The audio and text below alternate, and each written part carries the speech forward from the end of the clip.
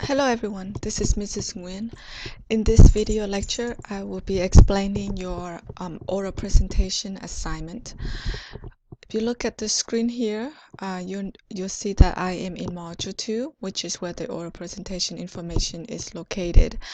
My view in Blackboard is instructor's mode. It's in instructor's mode. Yours is going to look different. The content is presented to you in a table of content somewhere in the middle of your screen, but the information is the same and the ordering of the table is the same. So if this looks weird to you, just keep in mind that I am in instructor's view mode. All right, so your oral presentation deadline is around the corner. At this point, you should be thinking about at this point you should have already read the information or the direction for the oral presentation, and hopefully you've given some thought about your topic. But let's just click on this item called oral presentation assignment, and let's look at the direction together. Okay, so the direction asks that you select an academically appropriate text of your choice, okay? And we will talk about, and we will discuss the definition of text, of what is the text, what constitutes a text, in more details. And you want to analyze, so you choose a text of your choice, and the purpose of choosing that is to analyze the rhetorical situation of the text, in order to interpret the text and evaluate the text and respond to the text. And you want to present it to the class, but because this is an online class, we cannot ensure that everyone is going to assume the role of the audience for your presentation.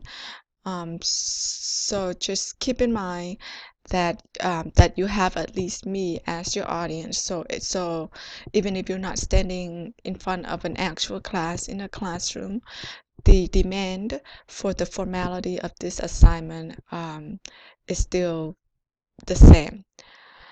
All right, so you pick a text, and the whole purpose is to analyze the rhetorical situation of the text in 4 components, and we'll talk about what those components are, and the assignment actually explains in details what those 4 components are. So first, let's discuss what constitutes a text. Okay, a text is broadly defined as anything that has a meaning, right? And the reason that I enclose the terms, the phrase hidden message in quotation marks is because, I don't mean the message is hidden literally, but the meaning of the phrase really implies, the lack of obviousness of the message. And it also, and because of its lack of, immediate visibility or overt, obviousness, you really have to dig for, you really have to dig deep in your analysis in order to interpret what a possible message of a text may be. Okay, because a text, to truly qualify as a text, it must yield, it must be able to generate multiple possible meanings. Okay, it must be open to multiple interpretations, to a number of interpretations, and one interpretation is may not necessarily be more right than another interpretation, but what really matters is the support that is provided for the interpretation. If the support is valid and there's enough textual evidence or details in the text to support a a particular interpretation, then that interpretation may be persuasive and convincing. So really the question is not whether or not, your interpretation of the text message is right or wrong, but what really matters is your support of your interpretation, and how and how sound your textual evidence is, or how convincing or persuasive your textual evidence is that you provide for the supporting of your interpretation. So a text can appear in many forms and media. So basically, so far we've established that a text must have a hidden message, and this hidden message may be arrived at from many different points of view, different points of perspective, and a text can carry, different messages. People can interpret the same text in different ways, and what really generates that kind of multiplicity of interpretation is really simply the fact that the text doesn't really advance any one particular message. Okay, its composition is constructed in a way that can yield to a number of reconstruction of its message. So for example, we can all read the same novel or watch the same movie, and we can come away from the experience having interpreted the meaning of the film or the novel in different ways, right? We can watch the same film, and when asked what is the theme of the film, we can all provide a different answer in response to that question. And I think that the reason for that is that each person pays attention to different details from a text, right? It's really not possible for us to pay attention to every single thing that is in the text, every single detail that is in the text. But some details may stand out more for others, more for some people than others, and some other details may stand out more to other people than some other people, and so forth and so on. So the point is, we all pay attention to different aspects of a text, different details in the text, and we all look at it perhaps from a different angle, right? And perhaps our interpretation of a text may be influenced by our own experience, our interest, and as well as our desires, right? So all of those things may play a part in how we interpret a text. Okay, and they may also play a part in determining or in explaining why we pay attention to some details and not others in the same text. Okay, but anyway, to truly qualify as a text, the text must be meaningful in that it must attempt to say something about something, perhaps about a social issue, a political issue, or whatever. It must say something about life, about human life, about humanity. It must have a meaningful message. But that meaningful message, okay, but that meaningful message should open itself, should open itself to interpretation. Okay, so there's really no the definitive meaningful message. So that's why I say a text must have a meaningful message, as in any meaningful message that you can kind of argue on the strengths of certain details and how they come together, or how they can be understood or come together to support a certain conclusion about the text. All right, so that was a long-winded definition of a text, but I wanted to make sure that we all understand what a text is, or rather what constitutes a text.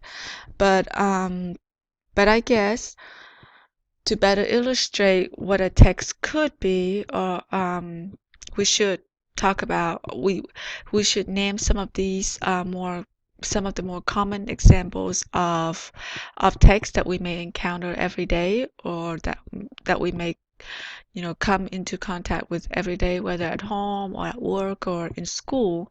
So some example of a text are a text is a novel or a short story or a play or a poem, a painting, a sculpture, a song, music video, music album, TV show, movie, film, documentary, a documentary photograph, an advertisement, and so forth, right? So what all of these examples have in common is that they're all works of creativity. They are all creative works, okay?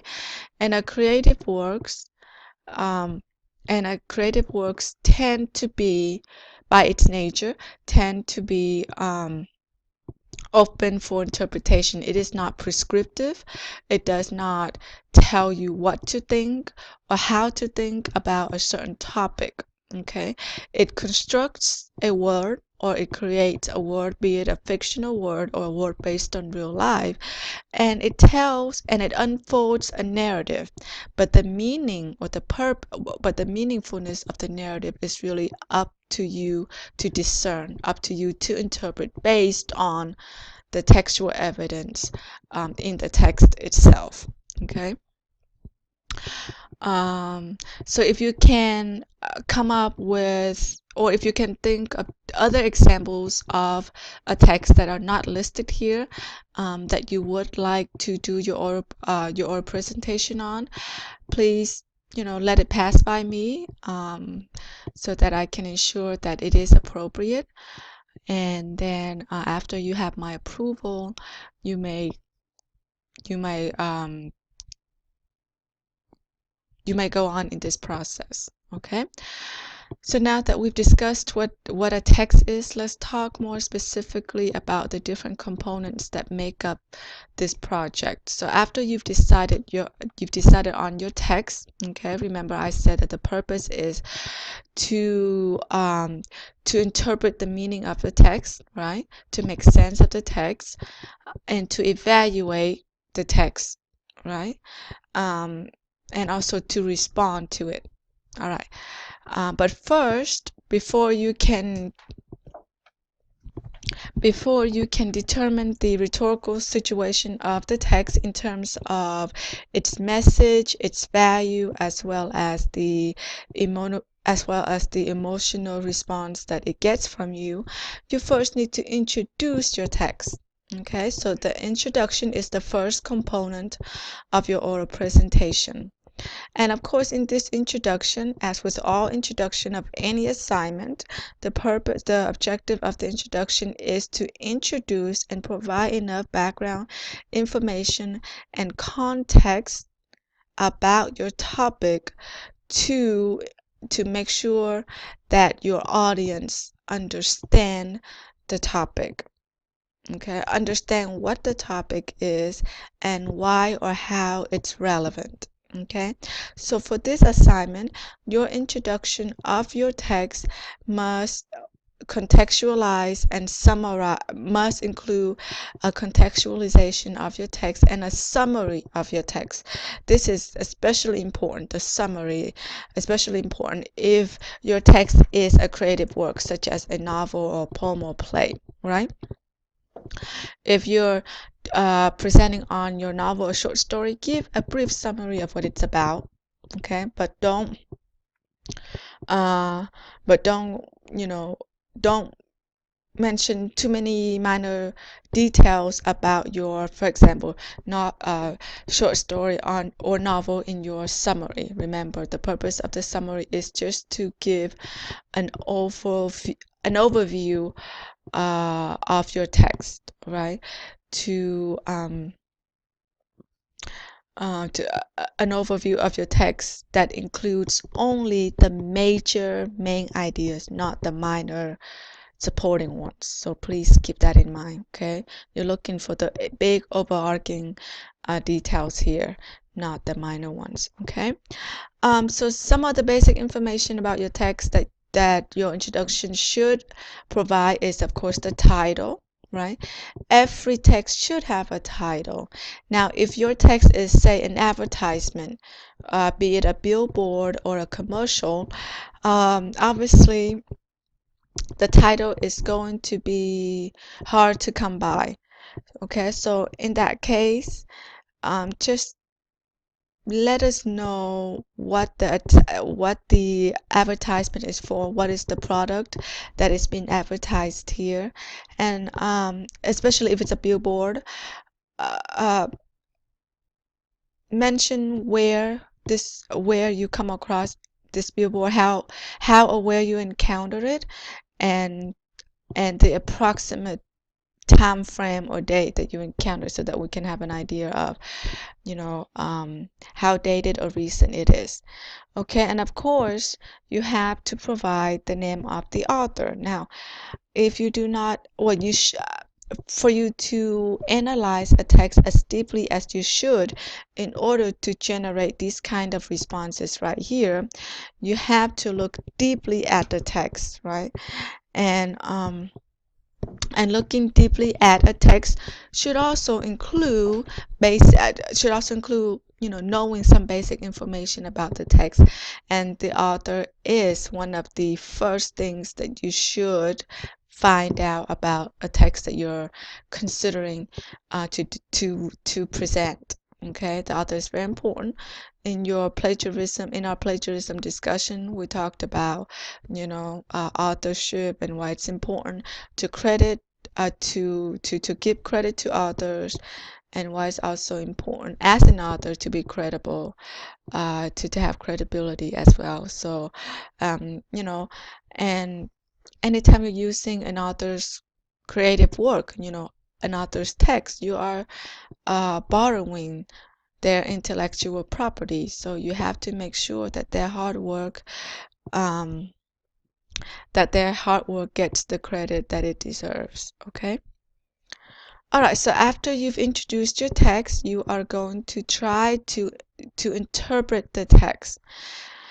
Okay, so the interpretation of a text means determining what the message is, what the text is trying to say through its depiction or narrative. Okay, so in order to interpret a text effectively, you have to consider the rhetorical approach of the writer and the rhetorical situation created by the text. Okay, remember, if you read chapter 1 as I asked you to at the beginning of the semester, you recall that chapter 1 uses the phrase rhetorical situation, right?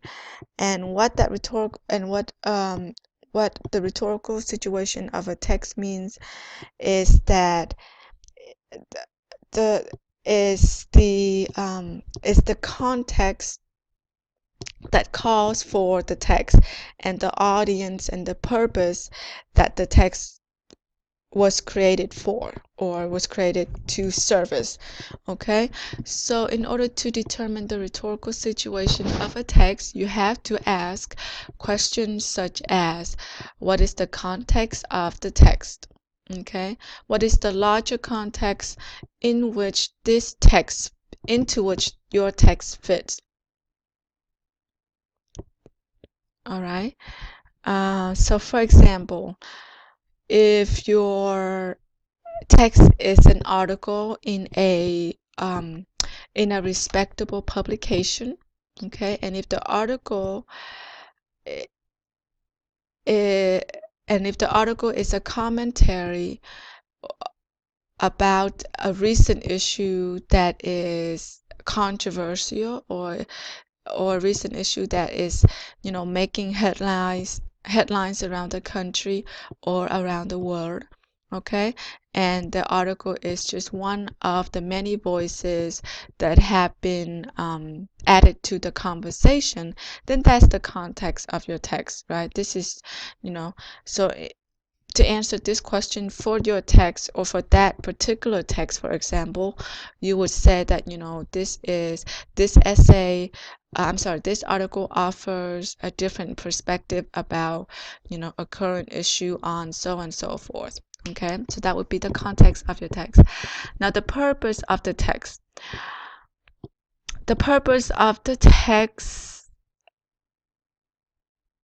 may be to inform, to entertain, to make audience aware of, to persuade, to argue, to explore. So any of those purposes can be a purpose of your text, right? And this question, you should also be asking this question from a writer's perspective. Okay.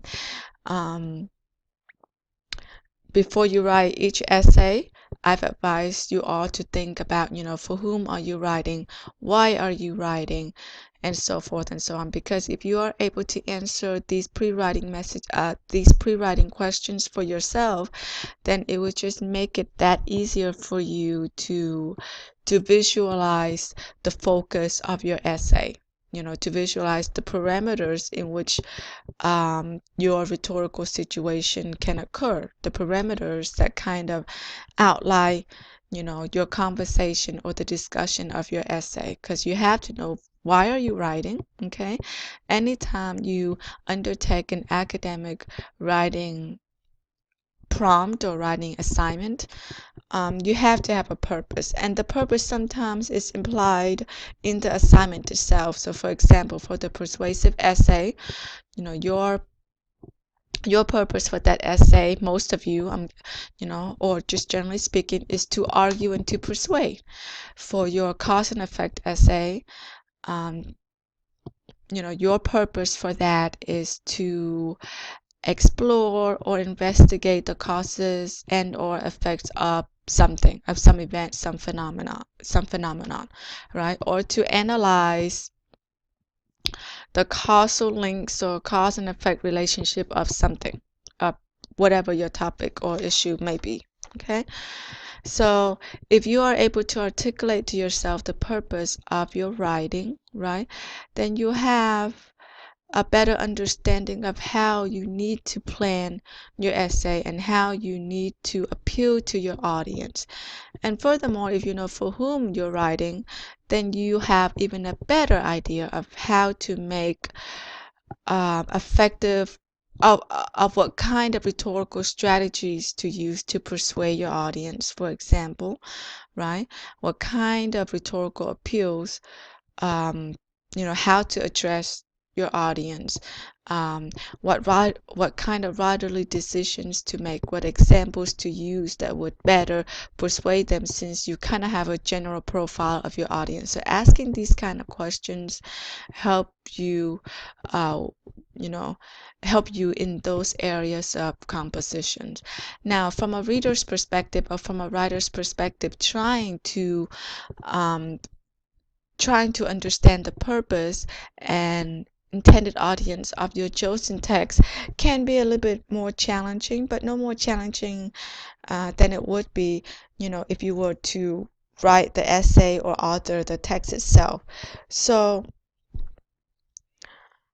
in order to determine, what is the purpose of the text, you have to understand, what is the issue that the text is discussing, to whom does it seem to be addressed, where was it published, because the magazine or newspapers in which it's published, also tells you a little bit about the text intent, about the text intention or purpose.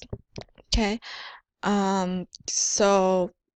but like I say, the purpose of any text could be any one of the could be any one of the reasons or the purposes that I just kind of went through. To inform, to persuade, to argue, to convince, to make aware of.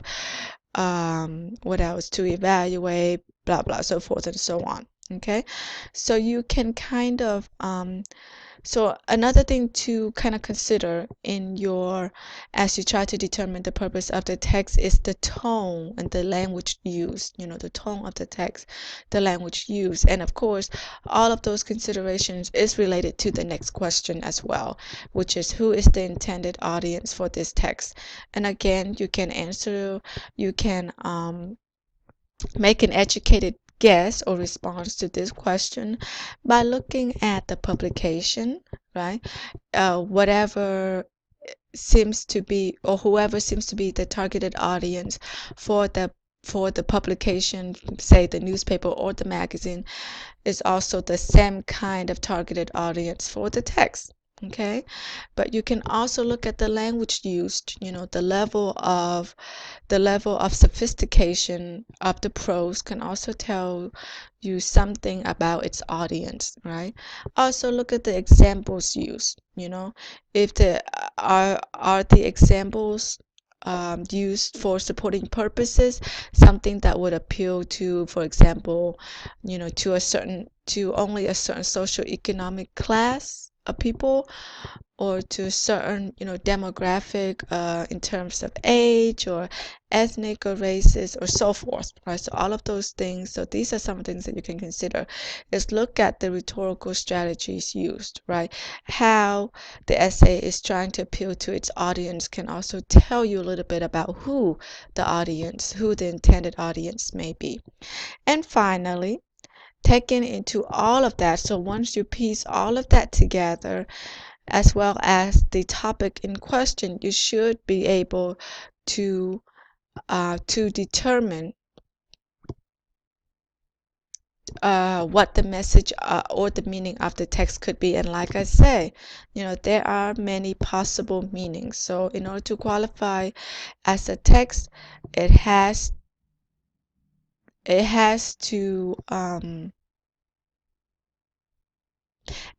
to inspire that it has to inspire a plethora of interpretations. But if it doesn't, then perhaps it's not a text, or it's not a very effective one in the true sense of the word. All right, so these are some of the questions that you can ask in the interpretation component of your presentation. And the next component is the evaluation component. Now that you've introduced your text, you let your reader know what the text is, and give them an overview of the text, and you interpreted the text as deeply as you can.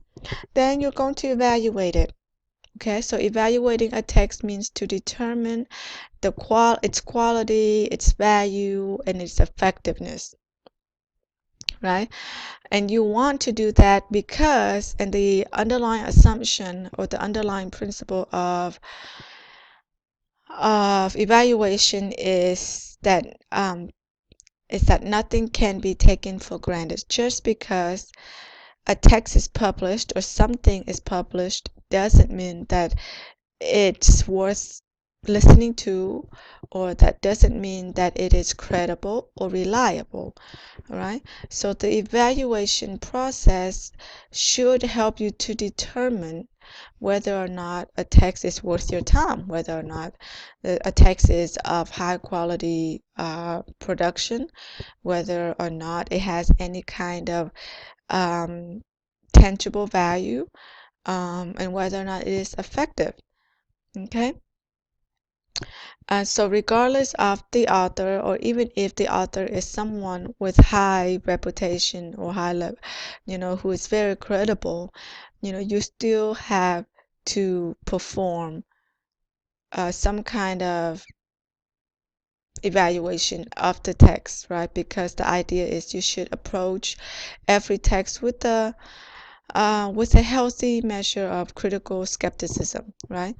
Now, the keyword is not necessarily skepticism, but the keyword here is critical.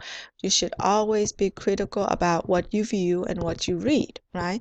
So, like I said, just because someone is published, or just because a text is published, doesn't mean that it is incontrovertible.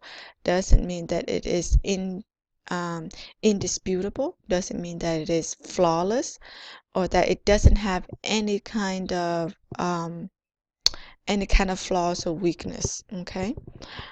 All right, so to help you with evaluating your text, some questions that you may ask are: what is the author's credibility, right?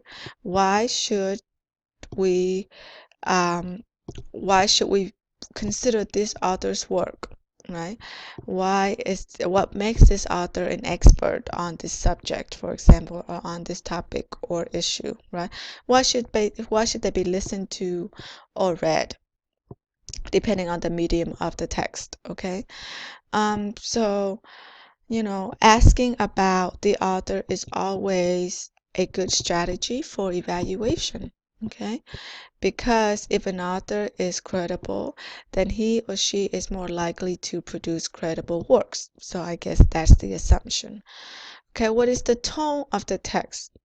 Tone does matter, because if the text comes off too for example, too strong in tone, strong one way or another, or too incendiary, right? Then we can assume that the author's objectivity is compromised, and that he or she may be more swayed by their emotion, for example, and that's not necessarily and coming from that kind of mood, or operating or functioning within that kind of mood is not sometimes does not necessarily produce the most objective text or the most objective argument. Okay, so you want to also be mindful of the tone of the text, because it can kind of suggest in some to some extent the author's bias, or lack of whatever you want to call it, okay? But the tone does reveal some aspect of that. Another question that you might want to ask is, in what light is the subject of the text represented? Okay, and this is kind of related to tone too, right? In what light? I mean, meaning how is the subject presented in a certain perspective that can be considered a fair representation of the issue, or a fair representation of the subject by considering, all sides or most sides, or okay, or is the representation, or is the text represented in a kind of distorted way, or not all essential crucial information is presented, and why is information withheld, right?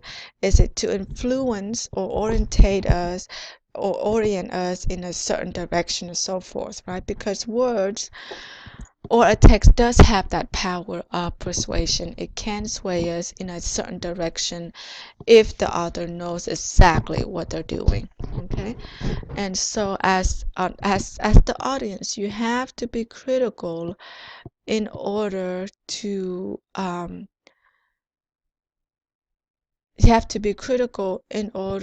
be kind of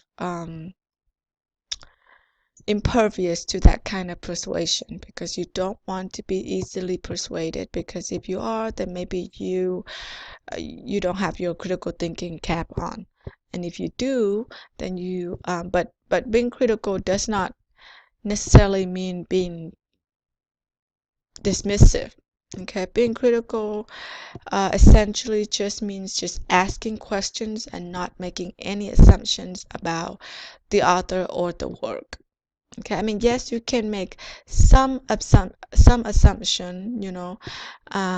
that can be supported, such as the author's credibility. You can certainly do some background check on the authors to see if they have published on the same subject before, and how have they been received, and how are they viewed in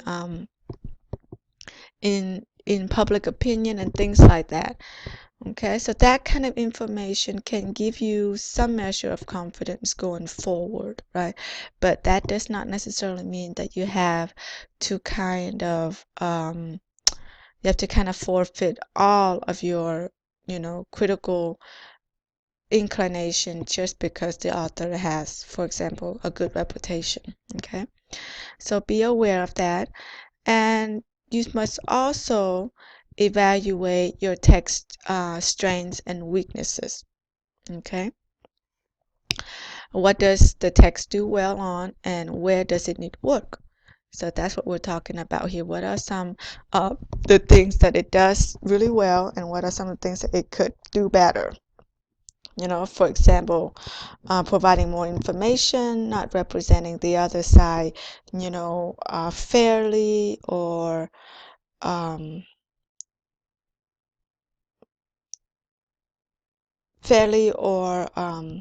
or ethically, or just truthfully. Okay, so these are the things. These are the kind of things that we're talking about. Now, if your text is a creative work, some of the strengths, for example, if it's a novel, okay, some strengths or weaknesses may be perhaps characterization. So you can talk about the different literary elements and and how well they are developed in your novel or whatever creative work that you're presenting on. Okay, and finally, you can also ask to evaluate your text. You can also ask, and this is related to one of the questions in the interpretation component, you can ask, how well does the text achieve its purpose? Remember, in the interpretation, we've established the purpose of the text, right? Or we try to determine, with some confidence that this is the purpose of the text. Now, in the evaluation part following that, you want to ask, does the text achieve its purpose of whatever that may be, to persuade, to influence, to inform, okay? And if it does, then how well does it do that, okay?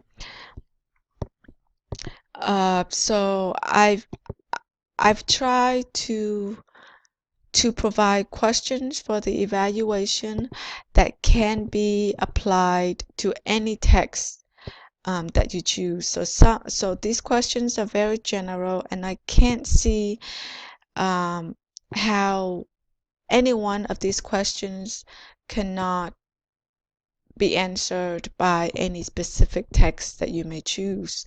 Okay, so regardless of what text that you may choose, make sure that you must answer at least these questions here. Now, of course, you can, under evaluation or interpretation, okay, you can also provide,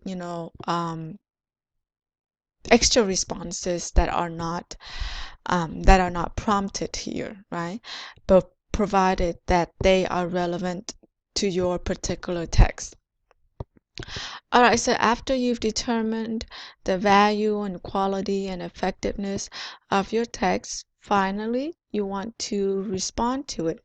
And your response can be a personal one or an emotional one.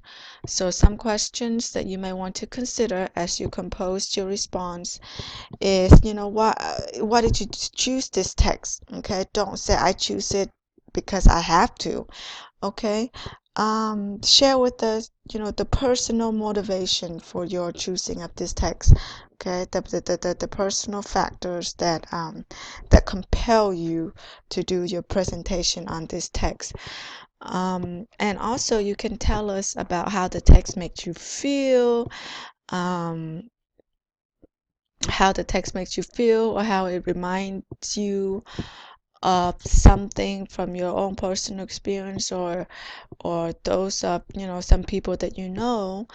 And you can also talk about what the text have taught you, what you've learned by doing this assignment, or by analyzing the text that you did not know before, or how the text influence your perception of the subject, right? How it expanded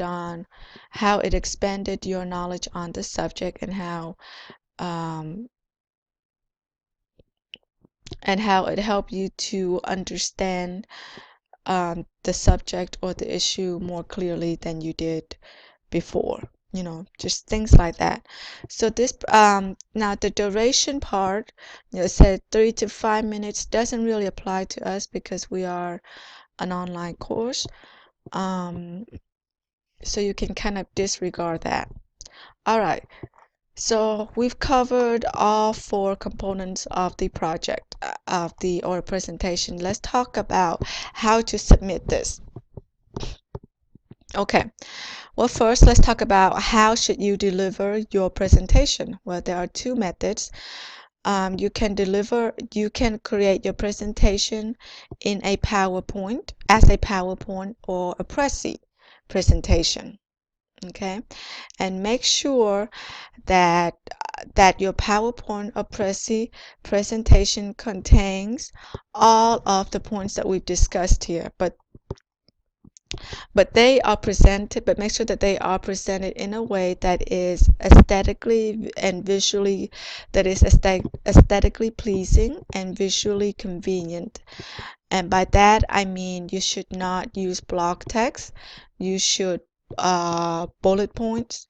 You should use bullet points to highlight the major points of your presentation. Okay, but it should contain all of the things that we've just discussed. Okay, because remember, oh yes, so yes, you can create a PowerPoint and that would be your or Prezi, and that would be your presentation.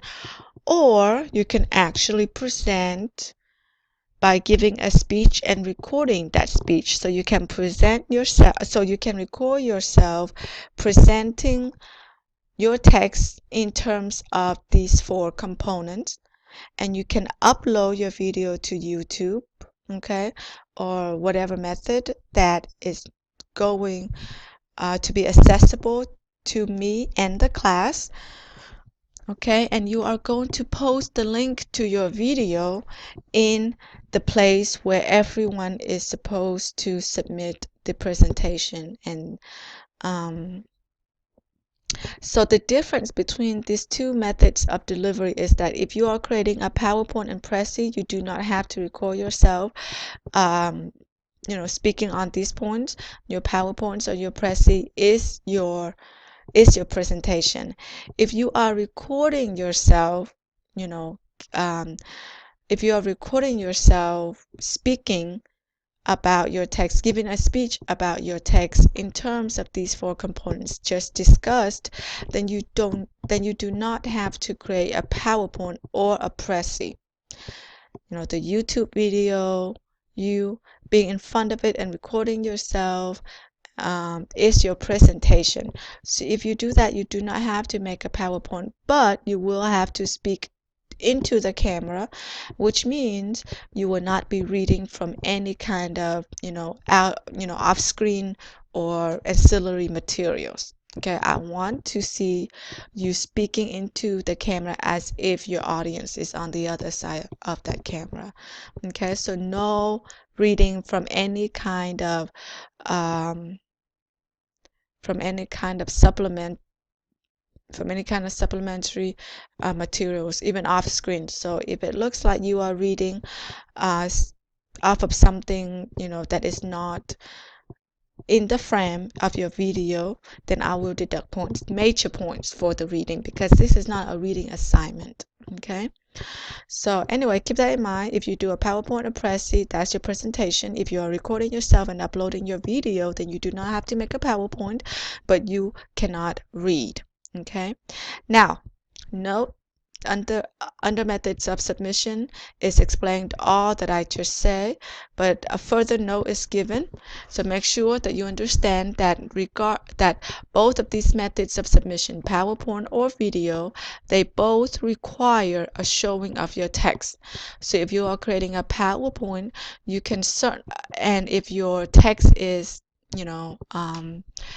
it's a poem or a music video or a novel, try to have a kind of representative image of your text. And the reason I say representative is because you cannot show the entire novel, for example, if that's your text. So maybe show the cover of an edition of the novel. Okay, if your text is a poem, for example, then you can certainly type that poem. If it's not too long. If it's too long, then I guess you can just give us a sample of maybe the first few stanzas or the first few lines or something like that. Okay, now if your text is, for example, a music video, you can let me see, you can certainly you can certainly post a link to the video in your PowerPoint, but if you are recording yourself, then you can just kind of show us a picture of a picture depicting a moment of the video, if you will, or you can be creative, but just know that we need, or I need to see your text. I need a visual image of your text, because that visual image is going to help me understand your text, or it's going to give me some kind of orientation about your text. Okay, so make sure you do that, because chances are I will be unfamiliar with the text that you choose, because I don't know everything. Okay, so that's how you submit, and those are your two options. And here you can read about how it will be evaluated and so forth. Sorry. Okay. And let me see here. Yes, I did mention that, well, in Module 2, I also posted a PowerPoint called Rhetoric PowerPoint, and that PowerPoint is really designed to help you gain, an even better understanding of this oral presentation. So look through that, but you may see that some of the information contained in that PowerPoint is the same as the information you see here in these instructions. So from now until you are ready to submit your oral presentation, as you develop it, if you have any question, just email me. If you want me to take a look at your PowerPoint, if that's the method you're choosing, then just email it to me ahead of time before the deadline, and be mindful that you also need, time before the deadline to make revisions if revisions are suggested. All right, so that's all I have for this. That's all I have to say in terms of this assignment. If you have any questions that I failed to address in this video lecture, then just shoot me an email and let me know.